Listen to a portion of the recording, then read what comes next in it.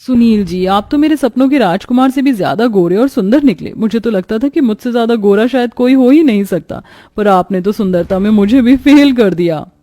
उपासना, ये लो, तुम्हारा नजरिया है, इसलिए मैं तुम्हें सुंदर दिखता हूँ, वरना हर कोई बस मेरा मजाक ही बनाता रहा है। लोगों के ताने और उनके मजाक सुनकर मैंने फैसला किया कि मैं खुद को बदल दूंगा, और मैंने खुद को बदल दिया।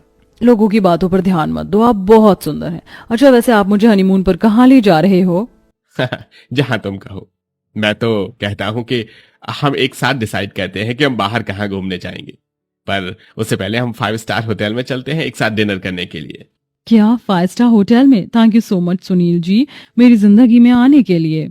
सुनील जैसा पति पाकर उपासना बहुत खुश थी, पर उसकी ये खुशी ज्यादा देर नहीं टिकती। कुछ देर बाद जब सुनील अपना मेकअप उतारकर अपने असली रूप में उपासना के सामने आता है, तो अपने पति का काला रंग और रूप देखकर और बदसूरत चेहरा देखकर उपासना हैरान हो जाती है। तुम्हारी जैसी बीवी पाकर मेरी जिंदगी का मकसद पूरा हो गया। अब मुझे इस मेकअप की जरूरत नहीं है। मैं अपने असली रूप में तुम्हारे साथ रहूंगा। ये आपको क्या हो गया? आप इतने काले बदसूरत कैसे हो गए? आप मेरे साथ कोई मजाक कर रहे हो ना? उपासना, मैं क्यों तुम्हारे साथ मजाक करूंगा? मैंने तुम्हें बताया था ना कि लोग मेरा मजाक बनाते थे क्योंकि मैं काला था, और यही मेरा असली रंग है। और तुम तो मुझे दिल से प्यार करती हो, फिर तुम मेरे काले रंग को देखकर हैरान क्यों हो गई? नहीं, मैं एक काले इंसान की बीवी नहीं बन सकती। तुमने मुझे धोखा दिया है, दूर रहो मुझसे। सुनील का असली रूप देखकर उपासना की अपनी आंखों पर विश्वास नहीं होता, और न ही वो इस बात को मानने को तैयार होती है और अपनी माँ को फोन करती है। माँ, ये तुमने क्या किया? तुमने मेरी शादी एक काले कलूटे बदसूरत के साथ कर दी और उस काजल की शादी इतने हैंडसम लड़के के साथ, जबकि हैंडसम लड़का मुझे मिलना चाहिए था, पर मुझे वो काला बदसूरत पति मिल गया। उपासना, ये तू क्या कह रही है? अगर दामाद जी सुनेंगे तो उन्हें बुरा लगेगा। क्या खराबी उनके रंग रूप में? वो तुझसे भी ज्यादा गोरे और सुंदर हैं। माँ, मुझे भी अब तक यही लगा था जब तक उनका असली चेहरा नहीं देखा था, पर जब मेकअप उतार कर वो मेरे सामने आए तो उनका काला रंग देखकर मेरे होश उड़ गए।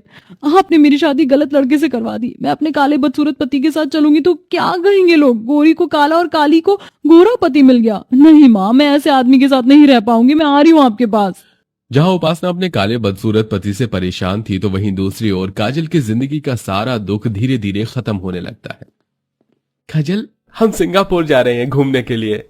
क्या? सिंगापुर? नहीं नहीं, मुझे नहीं जाना। अगर मैं आपके साथ चलूंगी तो लोग मेरे साथ साथ आपका भी मजाक बनाएंगे।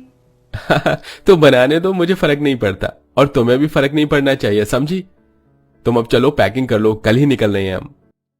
अब अगले दिन विक्रम और काजल सिंगापुर घूमने के लिए चले जाते हैं, और काजल अपने पति के साथ सिंगापुर की फोटो व्हाट्सएप स्टेटस पर लगाती है, जिसे देखकर उपासना काजल की खुशियों से और भी ज्यादा नफरत करने लगती है और अपने पति के काले रंग से और भी ज्यादा जलने लगती है।